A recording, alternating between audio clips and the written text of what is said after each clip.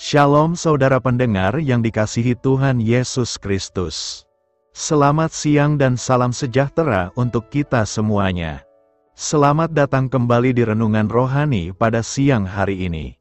Semoga saudara yang terkasih dalam keadaan sehat selalu, kiranya damai dan sukacita Roh Kudus melimpah di dalam hati dan pikiran saudara saat ini.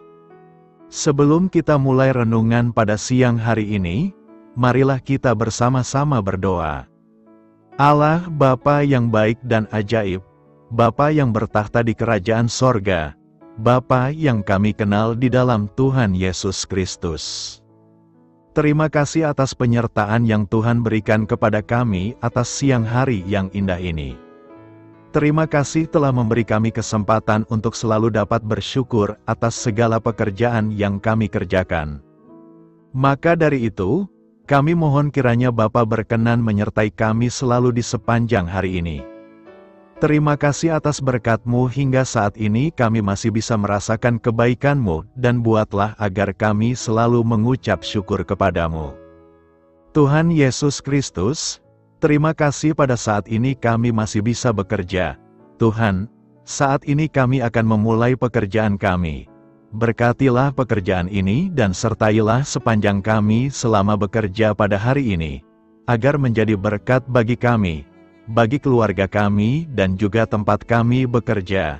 Berkati seluruhnya di siang hari ini, agar berjalan dengan baik dan menjadi berkat untuk kami jalani bersama dengan anak Tuhan yang lainnya. Dalam nama Tuhan Yesus, kami berdoa. Amin. Sahabat pendengar renungan saudara rohani, bacaan renungan dan ayat emas Alkitab renungan kita siang hari ini akan kita mulai dari pembacaan nats sebagai berikut. Tetapi hanya satu saja yang perlu, Maria telah memilih bagian terbaik yang tidak akan diambil dari dia. Tertulis di dalam kitab Lukas 10 ayat 42, topik renungan kita hari ini adalah memotong rumput. Bacaan kita pada siang ini terambil dari kitab Lukas 10 ayat 38 sampai dengan ayat 42. Ketika Yesus dan murid-muridnya dalam perjalanan, tibalah ia di sebuah kampung. Seorang perempuan yang bernama Marta menerima dia di rumahnya. Perempuan itu mempunyai seorang saudara yang bernama Maria. Maria ini duduk dekat kaki Tuhan dan terus mendengarkan perkataannya. Sedang Marta sibuk sekali melayani. Ia mendekati Yesus dan berkata, "Tuhan, tidakkah Engkau peduli bahwa saudaraku membiarkan aku melayani seorang diri? Suruhlah dia membantu aku." Tetapi Tuhan menjawabnya, "Marta, Marta, engkau khawatir dan menyusahkan diri dengan banyak perkara, tetapi hanya satu saja yang perlu. Maria telah memilih bagian yang terbaik, yang tidak akan diambil daripadanya." Ayat renungan kita ini terambil dari kitab Lukas 10 ayat 38 sampai dengan ayat 42. Kata mutiara renungan kita hari ini adalah membantu seseorang di dalam nama Yesus. Adalah pekerjaan terpenting Anda hari ini. Mari kita mulai renungan siang kita. Baiklah, mari kita mulai segmen kisah inspiratif. Wali kota sebuah kota kecil di Kentucky memutuskan untuk berhenti memotong rumput di halaman rumahnya pada tahun 2005. Lalu, ia memasang sebuah papan di rumahnya yang bertuliskan, "Ada hal-hal yang lebih penting dalam hidup ini daripada rumput yang tinggi." Wali kota tersebut berkata bahwa ia mempunyai beberapa alasan untuk tidak memotong rumput yang sudah tinggi. Salah satunya ialah kematian istrinya karena kanker. Kehilangan itu membuatnya merenungkan kembali prioritas-prioritas dalam hidup. Kini ia senang menikmati suasana santai di sore hari dan mengamati bunga-bunga liar, juga tupai-tupai dan burung-burung yang sekarang datang ke pekarangannya. Seorang anggota dewan kota berkata, "Jika maunya begitu, biarlah." Saya bahkan mulai merasa bahwa ia mungkin benar. Ada hal-hal lain yang lebih penting daripada memotong rumput. Wali kota itu memberi kita wawasan tentang prioritas. Apa yang kita lakukan dengan waktu yang kita miliki menunjukkan apa yang kita anggap penting dalam hidup. Bacaan Alkitab hari ini menceritakan bagaimana perhatian Marta tersita karena sibuk sekali melayani. Sebaliknya, Maria meluangkan waktu untuk duduk dekat kaki Tuhan dan mendengarkan ajarannya. Mungkin Maria sadar bahwa ia tidak akan memiliki banyak kesempatan lagi untuk belajar dari Yesus. Kadang-kadang tanggung jawab seperti mencuci piring, memotong rumput, atau bekerja lembur untuk sebuah proyek perlu ditunda dulu agar kita dapat menyediakan waktu bersama Tuhan, keluarga, atau sahabat. Hal-hal ini bisa jauh lebih penting. Air sejuk secangkir, Matius 10 ayat 42 berkata, "Dan barang siapa memberi air sejuk secangkir saja pun kepada salah seorang yang kecil ini, karena ia muridku, aku berkata kepadamu, sesungguhnya ia tidak akan kehilangan upahnya daripadanya." Air sejuk secangkir sangatlah bermanfaat bagi orang yang haus. Air putih biasa adalah sesuatu yang sangat kecil, tetapi Tuhan tidak lupa apa yang kita lakukan buat Dia. Meskipun yang kita lakukan adalah sangat kecil dan sepertinya tidak berarti apa-apa, tetapi Tuhan tahu dan Tuhan tidak lupa semua yang baik yang telah kita lakukan bagi Dia. Ibrani 6 ayat 10 berkata, "Sebab Allah bukan tidak adil, sehingga Ia lupa akan pekerjaanmu dan kasih-Mu yang kamu tunjukkan terhadap namanya oleh pelayanan kamu kepada orang-orang kudus, yang masih kamu lakukan sampai sekarang." Meskipun apa yang kita lakukan sepertinya terlalu kecil bagi manusia, tetapi Tuhan menghargai sekecil apapun yang kita lakukan bagi Dia. Tuhan sudah menjanjikan upah yang luar biasa, karena Tuhan suka dengan apa yang saudara lakukan bagi Dia. Secangkir air sejuk adalah yang sangat dibutuhkan oleh orang yang haus. Dan itulah yang terbaik baginya saat itu. Allah mau kita memberi yang terbaik bagi setiap orang yang membutuhkan. Apakah maksudnya memberi yang terbaik? Artinya, memberi yang terbaik tidak selalu berarti memberi yang terbesar. Dalam Markus 12 ayat 41 sampai ayat 44 menjelaskan, pada suatu kali Yesus duduk menghadapi peti persembahan dan memperhatikan bagaimana orang banyak memasukkan uang ke peti itu. Banyak orang kaya memberi jumlah yang besar. Datanglah seorang janda yang miskin dan ia memasukkan 2 peser, yaitu 1 duit. Maka dipanggilnya murid-muridnya dan berkata kepada mereka, "Aku berkata kepadamu, sesungguhnya janda miskin ini memberi lebih banyak daripada semua orang yang memasukkan uang ke dalam peti persembahan. Sebab mereka semua memberi dari kelimpahannya, tetapi janda ini memberi dari kekurangannya, semua yang ada padanya, yaitu seluruh nafkahnya. Peser yaitu setengah duit, 1 duit yaitu 2 peser adalah mata uang Yahudi dari tembaga. Satuan terkecil kalau di Indonesia sekarang uang logam Rp50 atau Rp100. Janda ini memberi dengan nominal yang sangat kecil di hadapan manusia, tetapi Tuhan Yesus sendiri mengatakan bahwa janda ini memberi yang terbanyak. Di dalam kisah yang lain, yaitu di dalam kitab Kisah Para Rasul 5 ayat 1-11 tentang Ananias dan Safira. Mereka menjual tanah, yang pasti bukan tanah sepetak. Konteks zaman itu kekayaan dinilai dari jumlah tanah dan ternak. Sekalipun hasil penjualan tanah itu ditahan sebagian, jumlah uangnya pasti masih tetap banyak. Masalah mereka adalah motivasinya dalam memberi. Demikian pula dengan Yusuf, yang oleh rasul-rasul disebut Barnabas, artinya anak penghiburan, seorang Lewi dari Siprus. Ia menjual ladang miliknya, lalu membawa uangnya itu dan meletakkannya di depan kaki rasul-rasul. Ananias dan Safira memberi bukan karena kasih kepada Tuhan dan kepada saudara-saudara yang membutuhkan. Motivasi mereka yaitu supaya mereka terpandang di antara jemaat Tuhan. Hal ini sama seperti motivasi pembangunan Menara Babel di dalam kitab Kejadian pasal 11, yaitu untuk mencari nama.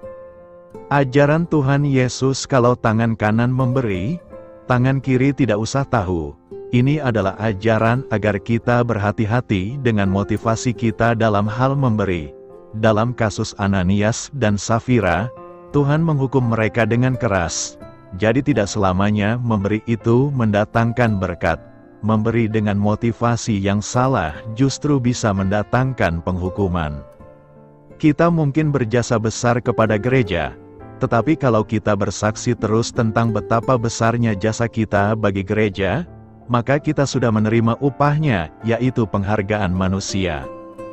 Tapi kita tidak akan terima lagi upah di sorga. Tuhan akan merendahkan orang yang sombong dan akan meninggikan orang yang rendah hati.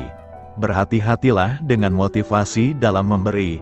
Memberi yang terbaik berbicara tentang kerelaan memberi dan motivasi memberi. Memberi yang terbaik adalah memberi yang berdasarkan kerelaan hati dan didasarkan kepada motivasi untuk mengasihi Tuhan, dan bukan meninggikan diri.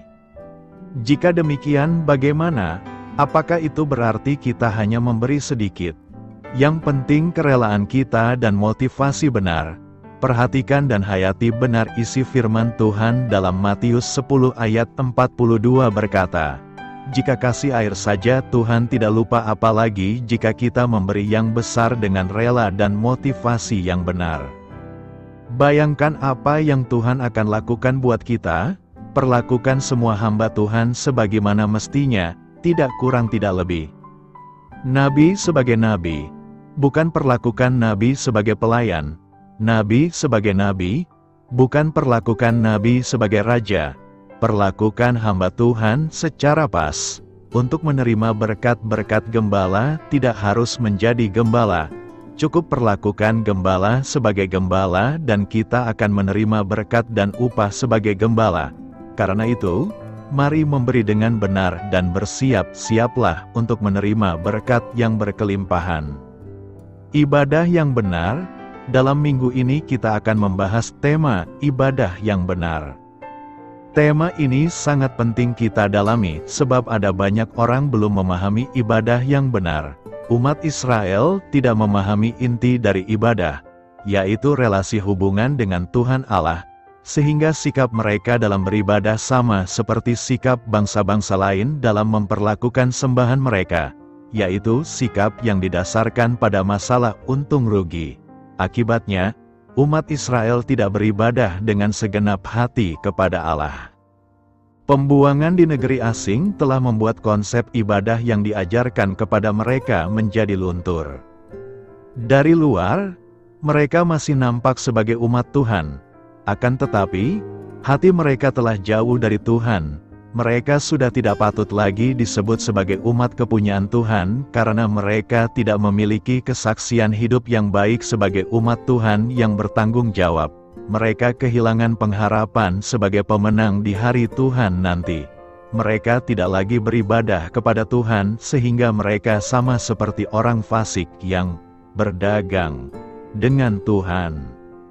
Hal yang sama bisa saja kita hadapi sekarang, tanpa kita sadari. Penyembahan kita kepada Allah bisa menjadi sekedar rutinitas belaka.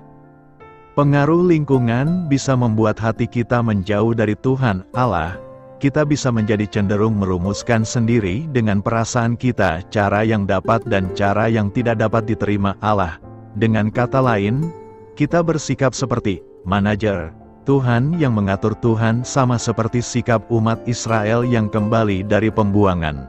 Akibatnya, kita kehilangan hal yang terpenting dalam sebuah ibadah, yaitu hati yang mengasihi Dia. Pada zaman Perjanjian Lama, ibadah yang dilakukan oleh orang-orang yang beriman dinyatakan melalui ketaatan mereka pada berbagai syariat keagamaan yang dinyatakan Allah melalui Musa. Sedangkan pada zaman Perjanjian Baru, ibadah yang dilakukan kepada Allah dinyatakan melalui ketaatan dan penyerahan diri kepada Tuhan Yesus Kristus.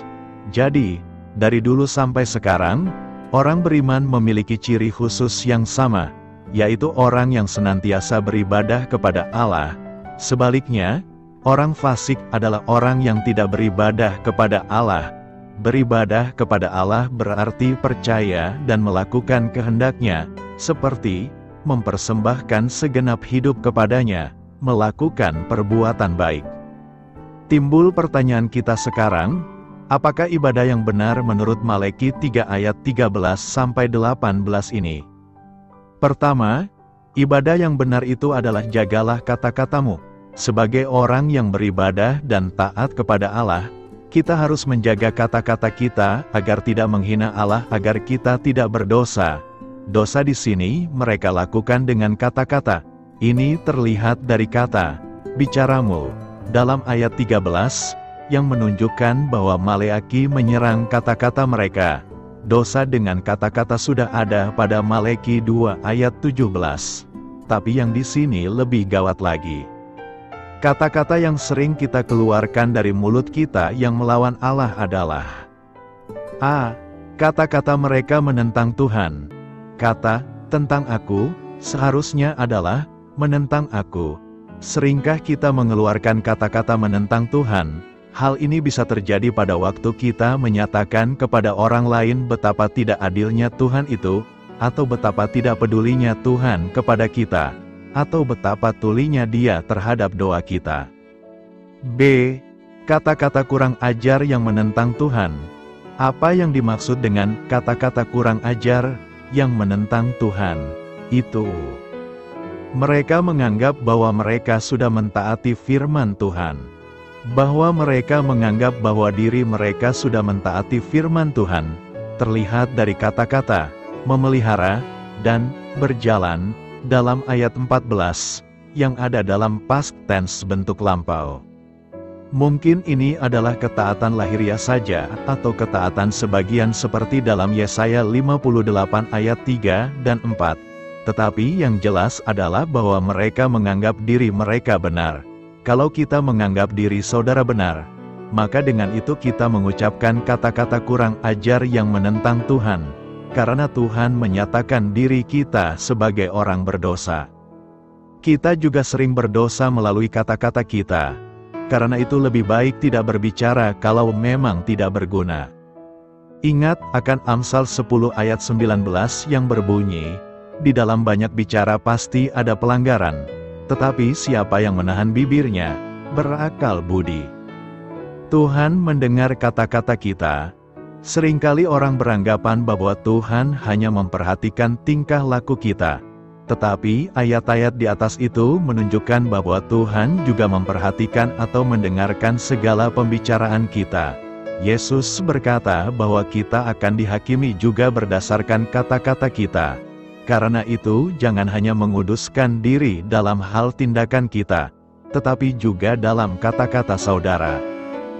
Dosa melalui kata-kata bisa terjadi kalau kita mencaci maki, mengeluarkan kata-kata kotor, menyebut nama Allah dengan sia-sia, berdusta, memfitnah, membicarakan kejelekan orang, bersungut-sungut. Bahkan Yakobus menegaskan, jikalau ada seorang menganggap dirinya beribadah, tetapi tidak mengekang lidahnya, ia menipu dirinya sendiri, maka sia-sialah ibadahnya, ibadah yang murni dan yang tak bercacat di hadapan Allah, Bapa kita, ialah mengunjungi yatim piatu dan janda-janda dalam kesusahan mereka, dan menjaga supaya dirinya sendiri tidak dicemarkan oleh dunia. Kedua, ibadah yang benar adalah tidak menganggap sia-sia beribadah kepada Allah.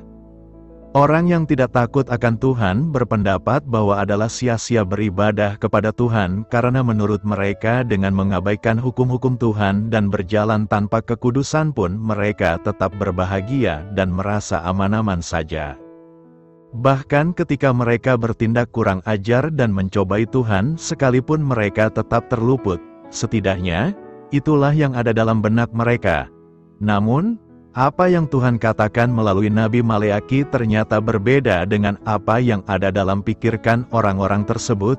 Tuhan berkata bahwa Dia tetap membuat perbedaan antara orang-orang yang beribadah kepadanya dengan orang-orang yang tidak beribadah kepadanya, orang-orang yang melayani Tuhan dengan orang-orang yang tidak melayani Tuhan. Kepada mereka yang beribadah kepadanya, Tuhan akan senantiasa mendengar dan memerhatikannya. Meskipun mungkin saja mereka merasa Tuhan tidak memerhatikannya, terlepas dari apapun yang mereka rasakan, bagi Tuhan, mereka tetap adalah milik kesayangannya, seperti seorang bapa yang menyayangi anaknya. Mengapa bisa muncul pemahaman yang berkata adalah kesia-siaan beribadah kepada Tuhan? Hal ini terjadi ketika kita salah memahami dan salah menempatkan Allah dalam kehidupan kita. Hal ini bisa terjadi ketika kita menjadikan Allah menjadi alat atau benda yang dapat memuaskan ego dan keinginan kita. Namun, ibadah yang benar di hadapan Tuhan adalah ketika ibadah yang kita lakukan adalah sebagai bentuk syukur kita kepada Tuhan atas keselamatan yang Tuhan berikan pada kita. Kita beribadah bukan supaya diselamatkan, tetapi karena kita telah diselamatkan.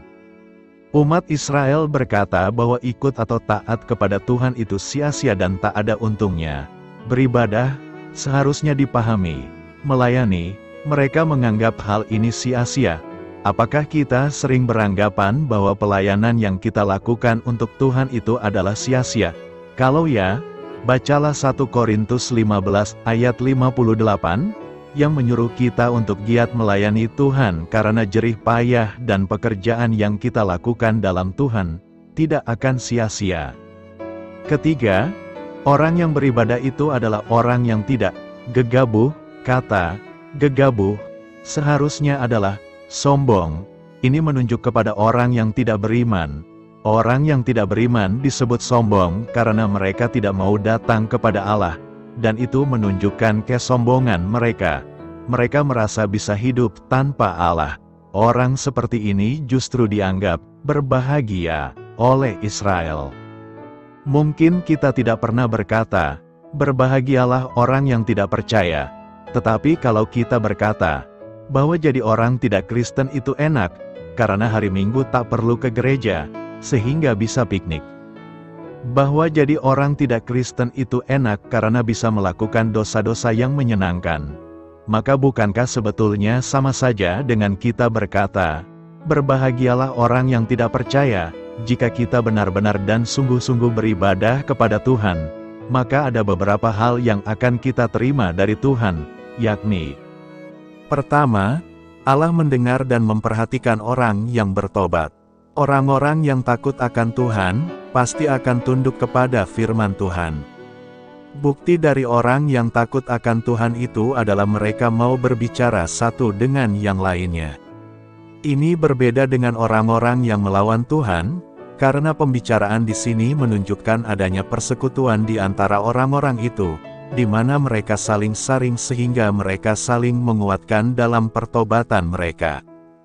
Kedua, Tuhan punya kitab peringatan bagi orang yang takut akan Tuhan. Raja-raja Persia pada zaman itu mempunyai kitab catatan dan peringatan. Allah juga dikatakan punya kitab seperti ini. Apakah ini sesuatu yang bersifat hurfiah atau simbolis? Tidak terlalu penting. Yang jelas ini menjamin keadilan Allah. Allah memang bisa menunda hukuman dan berkat dari orang yang berbuat dosa dan baik, tetapi Ia mencatatnya dan tidak mungkin melupakannya. Ia akan memberi hukuman dan berkat pada waktunya. Kalau selama ini kita terus berbuat dosa karena kita menganggap Allah tidak menghukum kita, ingatlah bahwa Allah mencatat dan mengingat semua itu. Bertobatlah sebelum hukuman itu tiba. Kalau selama ini kita setia ikut Tuhan dan kita tidak merasakan berkat apa-apa, jangan putus asa dalam mengikut Tuhan. Tuhan mencatat dan mengingat kesetiaan kita dan akan memberikan berkat-Nya pada waktunya. Ketiga, kita akan menjadi milik kesayangan Tuhan. Sebelum hari dan saat itu tiba, kelihatannya tidak ada beda antara orang jahat dan orang baik dan beriman. Tapi pada saat itu akan kelihatan bedanya. Orang yang ikut Tuhan akan menjadi milik kesayangan Tuhan. Tak berarti bahwa sebelum saat dan waktu Tuhan itu tiba mereka bukan milik kesayangan Tuhan. Mereka sudah merupakan milik kesayangan Tuhan, tetapi belum kelihatan. Tapi bila waktu Tuhan itu tiba, maka akan kelihatan bahwa mereka adalah milik kesayangan Tuhan. Karena itu, marilah terus berjuang dan berusaha untuk melakukan ibadah yang benar di hadapan Tuhan agar kita memperoleh berkat-Nya yang berkelimpahan. Melakukan kehendak Tuhan, Yohanes 6 ayat 38 berkata, Sebab aku telah turun dari sorga bukan untuk melakukan kehendakku, tetapi untuk melakukan kehendak Dia yang telah mengutus aku. Salah satu tujuan Yesus datang ke dunia adalah untuk melakukan kehendak Tuhan yang mengutusnya. Yesus bukan untuk melakukan kehendaknya sendiri, tetapi harus tetap taat kepada kehendak Bapa yang mengutusnya. Teladan inilah yang seharusnya kita tiru. Kita harus punya prinsip bahwa apa yang kita lakukan harus sesuai dengan kehendak Tuhan. Jika kita melakukan sesuai dengan kehendak Tuhan, kita percaya bahwa kita pasti berhasil, bahkan kita akan mengalami hidup yang berkelimpahan. Sebab, aku datang, supaya mereka mempunyai hidup, dan mempunyainya dalam segala kelimpahan. Pada kenyataannya, banyak orang tidak mengalami hidup yang berkelimpahan karena mereka tidak melakukan segala sesuatu berdasarkan kehendak Tuhan. Bagaimana supaya kita dapat mengerti kehendak Tuhan?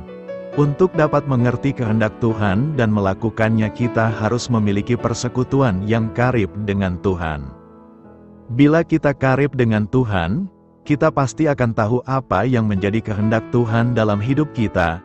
Sebab Tuhan bergaul karib dengan orang yang takut akan Dia, dan perjanjiannya diberitahukannya kepada mereka. Tuhan Yesus sendiri, yang adalah Tuhan dan Juru Selamat, tidak melakukan segala sesuatu menurut dirinya sendiri, melainkan menurut kehendak Bapa. Ia berkata, "Sebab aku telah turun dari sorga bukan untuk melakukan kehendakku, tetapi untuk melakukan kehendak Dia yang telah mengutus aku." Inilah yang disebut dengan bergaul karib, yaitu suatu hubungan yang sangat dekat dan sangat pribadi, suatu hubungan yang berdasarkan kasih. Walau Yesus mempunyai kehendak, keinginan bahkan mempunyai otoritas secara pribadi, Ia tetap mengutamakan kehendak Bapanya karena Dia tahu bahwa kehendak Bapanya itulah yang terbaik. Kita pun harus tinggal di dalam firman-Nya, membaca, mendengar dan merenungkan firman-Nya, yang akan membuat kita semakin mengerti kehendak-Nya. Inilah yang dilakukan Maria, memilih bagian yang terbaik, yaitu duduk di kakinya dan mendengarkan firman-Nya. Orang yang melakukan kehendak Tuhan harus hidup dalam kebenaran-Nya, yaitu kebenaran akan firman Tuhan. Kebenaran firman Tuhan adalah kebenaran yang memerdekakan kita. Ketika kita melakukan kehendak Tuhan, kita akan menyenangkan hati Tuhan, dan ketika kita menyenangkan hati Tuhan, firman-Nya akan digenapi dalam hidup kita. Karena itu, mari melakukan kehendak Tuhan dan hindari melakukan kehendak diri sendiri agar kita dipenuhi kelimpahan-Nya. Siapakah Marta dalam Alkitab? Marta adalah tokoh penting Perjanjian Baru, seorang teman pribadi Yesus, dan seseorang yang banyak wanita saat ini identifikasi. Dia tinggal di Betania dengan saudara perempuannya, Maria, dan saudaranya, Lazarus, yang dibangkitkan Yesus dari antara orang mati. Kita bertemu dengan Marta 3 kali dalam Alkitab, dan setiap peristiwa membantu membangun profil wanita yang menarik ini. Alkitab pertama kali menyebut Marta dalam Lukas 10. Dia berada di rumahnya di Betania, sebuah kota kecil dekat Yerusalem, di mana dia menjamu Yesus dan para pengikutnya. Yesus dikenal baik oleh Marta dan saudara-saudaranya. Pada kenyataannya, Yesus mengasihi keluarga kecil ini. Pada hari ketika Yesus berkunjung, keinginan Marta adalah menjadi tuan rumah yang baik, untuk menyajikan makanan terbaik dengan presentasi sebaik mungkin, demi Yesus. Namun, saudara perempuannya, Maria, meluangkan waktu untuk mendengarkan Yesus. Ketika Marta terganggu oleh semua persiapan yang harus dilakukan, ia menjadi sedikit kesal dengan Maria dan berbicara agak tiba-tiba kepada Tuhan. "Tuhan, tidakkah Engkau peduli bahwa saudaraku membiarkan aku bekerja sendiri? Suruhlah dia membantu aku." Dalam ucapan bodoh ini, Marta menyiratkan bahwa Yesus tidak peduli padanya. Dan ia memberi Tuhan sebuah perintah, menuntut agar dia memaksa Maria untuk membantu dalam pelayanan. Dalam kesibukannya, Marta telah mengalihkan pandangannya dari Juru Selamat, Yesus, yang mampu melihat ke dalam jiwanya, mendiagnosis masalahnya.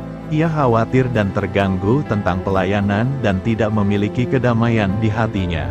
Dengan lembut, ia memberitahu Marta bahwa makan malam sederhana lebih dari cukup, dan ia mengingatkannya bahwa keputusan Maria untuk duduk di kakinya dan mendengarkan perkataannya adalah pilihan yang lebih baik. Kita melihat Marta lagi tepat setelah saudaranya, Lazarus, meninggal.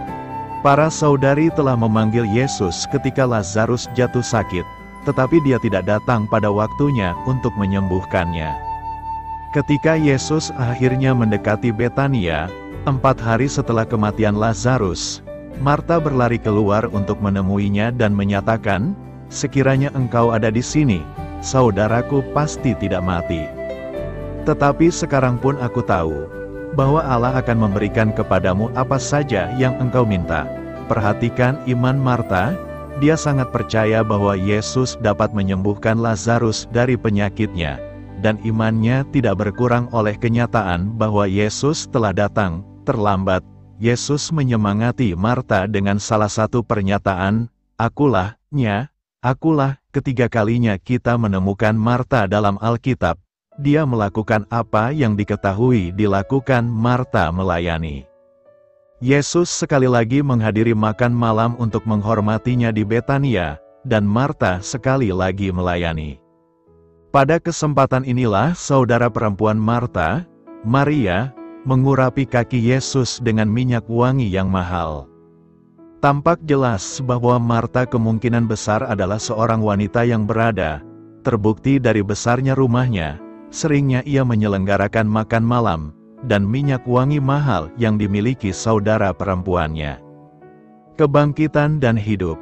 Barang siapa percaya kepadaku, ia akan hidup walaupun ia sudah mati, dan barang siapa hidup dan percaya kepadaku, ia tidak akan mati selama-lamanya.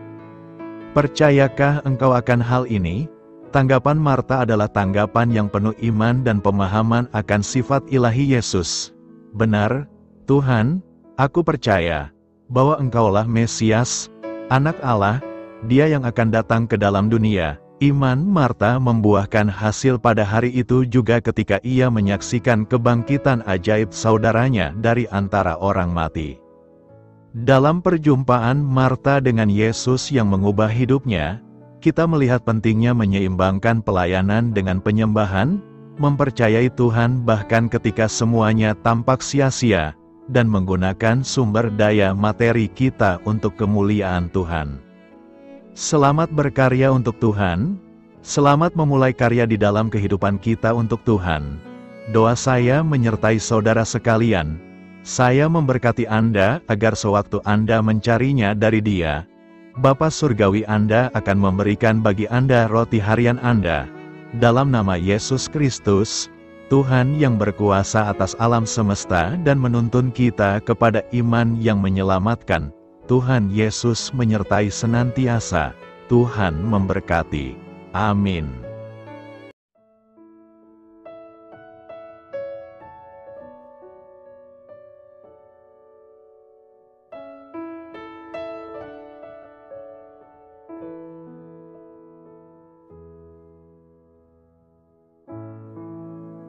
Demikianlah renungan firman Tuhan pada siang hari ini. Semoga menjadi kekuatan di dalam hidup kita dan menjadikan kita pribadi yang lebih sukses. Sebelum kita memulai aktivitas hari ini, marilah kita berdoa. Bapa kami yang ada di sorga, terima kasih atas kasih dan kebaikan Tuhan yang begitu besar buat kami.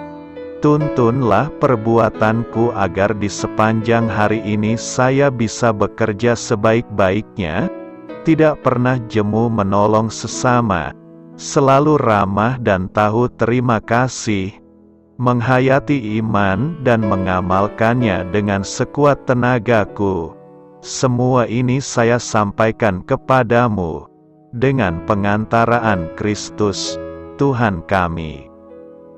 Allah, Bapa kami bersyukur kepadamu, bahwa dengan bekerja kami boleh ambil bagian di dalam karya-Mu mensejahterakan dan membahagiakan umat manusia.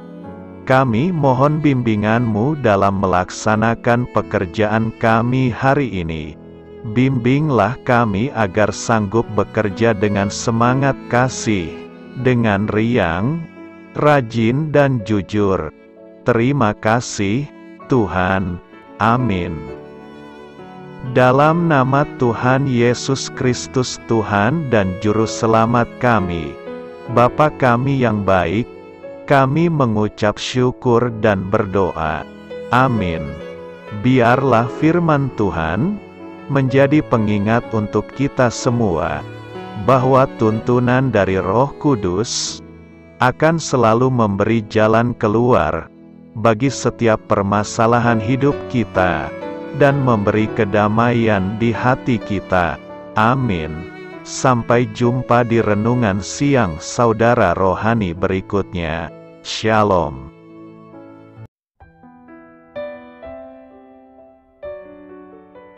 Halo untuk semua pendengar saudara rohani yang terkasih di dalam nama Tuhan Yesus Kristus dimanapun berada.